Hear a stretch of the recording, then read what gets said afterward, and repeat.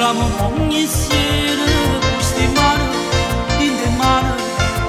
che portava insieme a me e poi quando mi passava